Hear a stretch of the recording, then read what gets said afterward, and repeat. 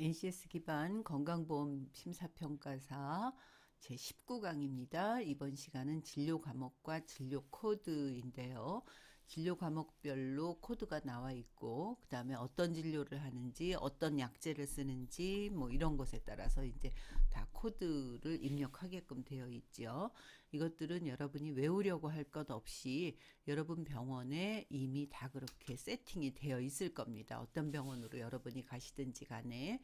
그러니까 이 내용은 여러분이 굳이 내가 이걸 외워야 된다 이런 생각 하시지 말고, 아, 이렇게 구성이 되어 있구나 하는 정도만 이해하시면 되겠습니다. 자, 진료 과목은 실제로 진료를 받은 진료 과목, 그리고 혹은 또 상병명에 해당되는 진료 과목을 이제 코드로 이렇게 적는 거예요. 그런데 진료 과목이 2개 이상에 해당되는 경우에는 모두 기재하는 것으로 여러분 이해하고 계시면 되겠습니다. 자, 그래서 코드 번호가 한방을 먼저 볼게요. 한방의 경우에는 뭐 내과는 80, 뭐 부인과는 81, 뭐 이런 식으로, 침구과는 85. 예를 들어서 어떤 환자가 한방 내과에서도 진료를 받고 부인과에서도 진료를 받고 하는 경우에는 두 가지가 다 기재가 되어야 된다라고 하는 거죠. 자, 그 다음 보겠습니다. 자, 이제 일반적으로 여러분이 많이 근무하게 될 의과들이죠. 자, 보면 내과가 01, 그 다음에 이제 정형외과가 05, 그 다음에 성형외과는 08, 그 다음에 산부인과 여성병원들도 많이 있죠. 자, 10, 그 다음에 안과에도 이제 청구가 많이 있습니다. 12, 뭐 이비인후과 13, 피부과 14 이런 식으로. 그래서 이제 이 코드 번호는 그 진료 과목 별 코드, 그러니까 내과 의원은 전부 코드가 01인 거예요. 그러니까 이것을 여러분이 외울 필요는 전혀 없습니다. 그냥 눈으로 내과, 신경과, 건강의학과 뭐 이런 식으로 하나하나씩 그냥 눈으로 훑어보시면 되겠습니다. 자, 이제 진료 과목별 그 앞에 코드는 여러분이 익혔죠. 자, 그러면은 세부 전문 과목에 따라서 이제 부여된 코드 같은 경우, 이제 일반 내과 같은 경우에는 00이고요. 소화기 내과는 01, 순환기 내과는 02, 호흡기 내과가 03, 뭐 그래서 뭐 류마티스 내과는 09 이렇게.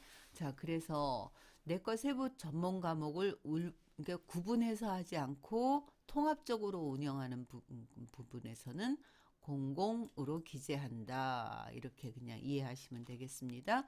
이런 것들은 이미 여러분 병원에 전산에 다 세팅이 되어 있으니까 걱정 안 하셔도 되겠습니다. 자, 치과 볼게요. 치과는 안면외과 50, 보철 51, 교정 52, 소아치과 53 이런 식으로 되어 있죠. 자, 그래서 이것도 걱정하실 필요가 없는 것이 다 세팅이 이미 되어 있다. 이렇게 이해하시면 되겠어요. 자, 보건기관 같은 경우에는 청구를 여러분이 가서 이런 데서 보건기관에서 근무를 하는 경우는 뭐 그 건강보험 심사 청구사를 보건기관에서 뭐 예를 들어서 뭐 별도로 채용을 하거나 이런 경우는 흔치 않지만 그냥 알아두시기만 하세요.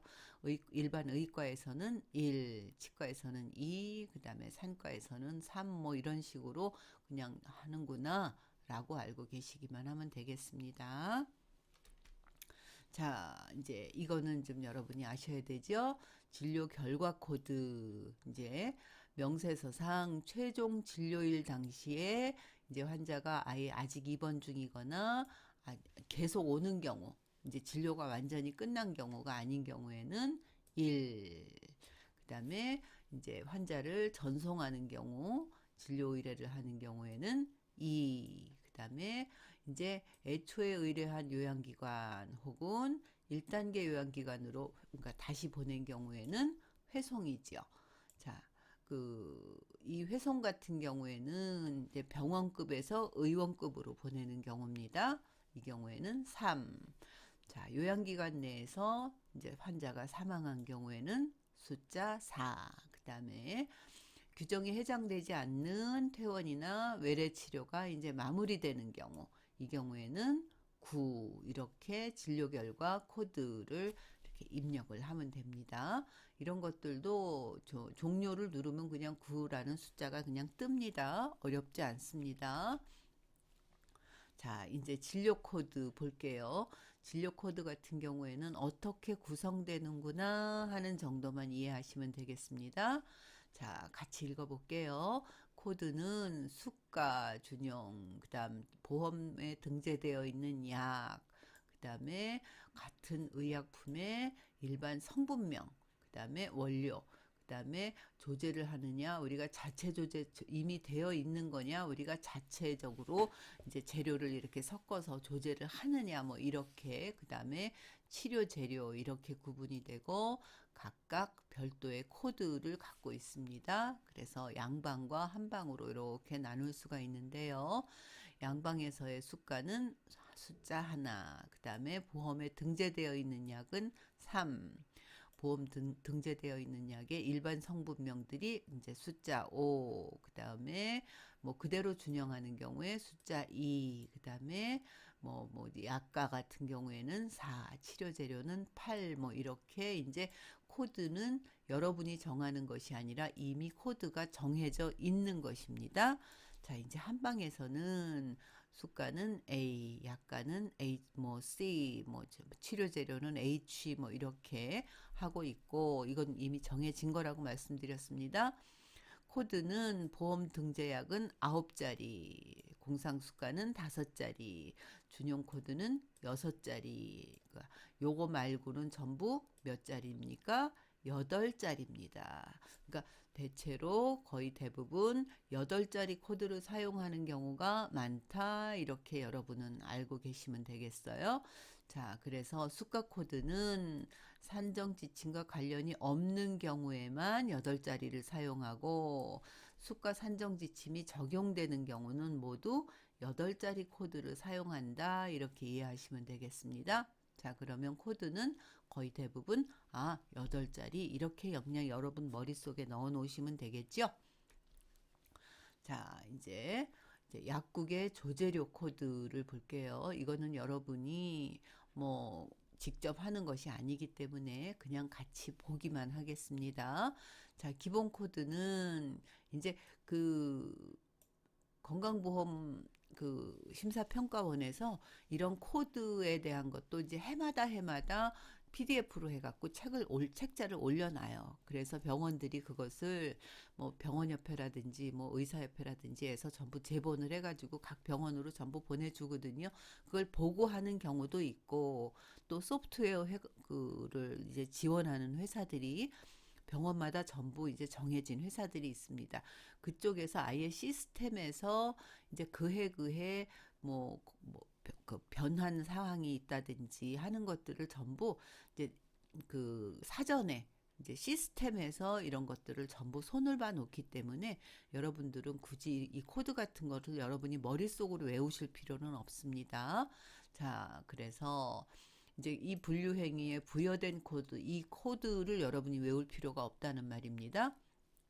그리고 그 심평원에서 제공하는 내용에 보면은 이 산정 지침이 아주 상세하게 나와 있어요.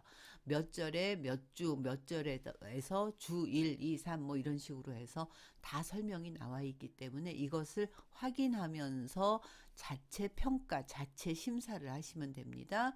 이것에 의해서 플러스 하거나 마이너스 하면서 산정 코드로 표현하도록 하고, 그리고 이런 경우에는 이것을 갖다가 요양기관, 즉 병원에서 조합해서 8자리 코드로 마무리하시면 되겠습니다. 자, 예시를 보여드렸죠? 자, 그래서 여기에서 보면은 코드를 이렇게 완성시키는 겁니다. 이거 코드를 여러분이 생성하는 것이 아니라 클릭을 하면 코드가 이렇게 해서 8자리로 완성이 되게끔 되어 있습니다. 이 뒤에서 우리 실제로 보면서 같이 하도록 할게요. 자, 기본 코드를 8자리로 사용하는 경우에 보면은 이렇게 보세요. 하나, 둘, 셋, 넷, 다섯, 여섯, 일곱, 여덟 뭐 이렇게 다 나오잖아요. 그래서 이런 부분들은 여러분이 이미 산정 코드에 코드가 다 나와 있기 때문에 그것들만 여러분이 그대로 실행만 하면 됩니다. 어렵지 않습니다. 자, 이제 100분의 100 본인 부담 항목에서는 자, 볼게요. 기본 코드가 5자리고 산정 코드가 8자리예요. 자, 그럼 몇 자리입니까? 총 8자리가 되겠죠. 자, 그래서 이제 대분류, 그 다음에 분류 번호, 그 다음에 의미 1, 2, 3 이렇게 이제 할 수 있게 되는데 이것은 이제 뒷장에서 우리가 같이 볼게요. 자, 이제 하나하나 보면서 같이 이야기하겠습니다. 급여 약제의 제품 코드와 일반 성분명 코드는 약제 급여 목록 및 급여 상한 금액표에 등재된 코드를 사용한다. 그리고 한약제제 같은 경우에는 똑같이 한약제제 급여 목록에 등재된 코드를 사용하는데 이 등재된 코드를 여러분이 외우려고 하거나 할 필요가 없다고 말씀드렸습니다. 그리고 원료약이나 조제약은 심평원에서 부여한 코드를 사용하도록 되어 있고 이것도 시스템에 다 나와 있기 때문에 여러분이 별도로 외우려고 하지 않으셔도 되겠습니다. 자, 그리고 한약제제의 고유한 처방은 코드 방법에 따라서 부여하는 방법에 따라서 요양기관이 부여한 코드 9자리를 사용한다라고 하는 거. 자, 이거는 원료약이나 조제약 같은 경우에 심평원에서 이미 코드가 정해져 있기 때문에 여러분은 부담 안 가지셔도 되겠지요. 자, 이제 그 다음 자, 이제 진료 행위, 이제 병원에서 중요한 것들이 이런 내용들이잖아요. 자, 그래서 건강보험에서 급여되는 부분도 있고 비급여되는 부분도 있고 이렇게 있잖아요. 자, 그래서 의약품 기준 표준 코드 13자리 중에서 업체를 식별하는 코드와 품목 코드를 이제 조합을 해서 이렇게 사용을 하게 돼요. 자, 그래서 보면 자, 이제 국가식별 코드 같은 경우에는 여기 예를 제가 들어드렸습니다. 이제 국가 코드 같은 경우에도 나와 있고, 그 다음에 업체 코드 같은 경우에도 이렇게 4자리로 이제 하게 되어 있죠. 그 다음에 요거는 이제 품목인데 이거는 이제 어떤 내용이 어떤 함량을 가졌다 이런 식이고, 그 다음에는 이제 포장을 어떻게 했다라고 하는 내용들로 이렇게 해서 이제 업체 식별 코드와 품목 코드 9자리를 사용해서 즉 13자리가 이제 완성이 되게 됩니다. 자, 볼게요. 이제 실제로 여러분이 같이 이제 보는 겁니다. 자, 1부터 4까지는 뭐예요? 1년 번호. 그 다음에 5부터 6까지가 함량. 그 다음에 7번에는 투여한 경로를 입력하는 거죠. 자, 먹는 거다, 주사제다, 외용제다 이렇게 해서 먹는 약 같았으면 여기에다가 요 항목에 이제 A가 들어가는 거죠. 요렇게 하는 겁니다. 이 부분들은 병원에 여러분이 근무를 하게 되면 이제 금방 외울 수 있기 때문에 이건 외용제는 바르는 거라는 거죠. 자, 이런 것들은 여러분이 크게 어렵지 않게끔 하실 수 있습니다. 그 다음에 여기 요 부분에는 이것이 어떤 형태로 되어 있다라고 하는 것들입니다. 자, 이제 그 다음에 진료행위 항목별 코드 구조를 보면 자, 이제 대분류, 중분류, 소분류 이렇게 나눈다라고 하는 것을 보면서 그 다음에 이제 설명을 드릴게요. 자, 대분류에서 보면 원료약 같은 경우에는 G로, 조제 내복약은 H로 이런 것들은 이미 정해져 있고 세팅이 되어 있다라고 여러분에게 말씀드렸기 때문에 어렵지 않게 그냥 눈으로 쭉 한번 확인만 하시면 되겠습니다. 자, 볼게요. 여기에서 보면 여기에 보면 요 지금 당구장 표시를 해 놓았죠. 이거는 약품명의 알파벳 첫 글자를 예를 들어서 C라면 C 이렇게 입력하시면 되는 거죠. 어렵지 않죠? 자, 그 다음에 소분류에서는 종류나 투여 방법, 그 다음에 의약품 분류 번호가 동일한 의약품별 일련 번호를 입력하시면 되겠습니다. 자, 이제 치료 재료 코드 같은 경우에는 이제 어떻게 하느냐? 대분류, 중분류, 소분류 이렇게 하는데 대분류에는 재료군, 어떤 재료군이냐라고 하는 것으로 알파벳하고 숫자를 혼합해서 사용하고 그다음에 중분류에서는 규격을 표시하게끔 되어 있고요. 소분류에서는 어떤 업체에서 제조된 것이다라고 하는 것으로 표시하는 겁니다.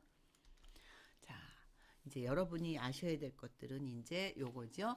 요양급여에서의 처방 내역과 그 다음에 이제 처방 내역 같은 경우 이것들은 이제 여러분이 조금 아셔야 될 것 같은데요. 자, 처방 전 교부 번호 그리고 점검 번호, 처방 일수 이런 것들이 확실한지 여러분이 자체 평가를 할 때 확인하셔야 되고 그다음에 처방 내역과 요양급여의 내역까지도 여러분이 이런 항목들이 정확한지를 하나하나 여러분이 확인하셔야 되겠습니다. 자, 이거는 여러분이 외워서 되는 것이 아니기 때문에 여러분이 이걸 외우려고 막 그렇게 할 필요는 없다고 여러 번 강조드렸습니다. 자, 이제 세 분류 한번 같이 볼게요. 자, 요양급여 행위분류 항목과 건강보험 요양급여 비용 명세서 분류를 보면 이제 수가책이 나온다고 말씀드렸죠? 이 수가책에 보면 진찰료는 1번 항목에서 볼 수 있고 검사료는 9번 항목에서 볼 수 있다라는 내용입니다. 그러니까 이 부분들은 너무 여러분이 이것을 내가 외워야 되는 거 아니야? 이렇게 생각하실 필요 없이 이번 챕터 같은 경우에는 다시 교재를 처음부터 하나씩 여러분이 훑어보시면서 이렇게 청구할 때 이렇게 구성이 되어 있구나 라고 하는 정도만 이해를 하시면 될 것 같아요. 자, 앞에 다시 한번 확인하겠습니다. 여러분이 요양급여 이제 청구를 할 때 여러분이 꼭 알아야 되고 꼭 확인해야 되고 자체 심사를 하게 되잖아요. 그 청구하기 전에 자체 심사를 할 때 꼭 여러분이 확인해야 되는 내용입니다. 처방전 교부한 번호, 그다음에 그 처방 일수, 그다음에 처방한 내역, 그다음에 병원에서 실시한 요양급여의 내역 이것들이 이제 여러분이 확인을 하면 되고 이것들에 대해서 이제 잘 안 되거나 잘 모르거나 하는 것이 있을 때는 수가책을 보는데 수가책에 이렇게 이제 분류 항목이 1, 2, 그러니까 진찰료에 대해서는 1번 항목으로 다 나와 있어요. 수가책에. 그렇기 때문에 수가책을 직접 보면서 수가책은 내용이 굉장히 많습니다. 한 420 몇 페이지가 될 정도로 많기 때문에 이렇게 항목들이 어디에 있는지를 미리 여러분이 이런 정도 하나만 근데 목차에 보면 또 목차에도 다 나와 있으니까요. 그러니까 그래서 수가책을 참고하시면서 자체 심사를 하시면 뭐 큰 문제가 없이 여러분이 업무를 잘 처리하실 수 있을 겁니다. 자, 이번 시간은 여기까지 하도록 하겠습니다. 수고하셨습니다.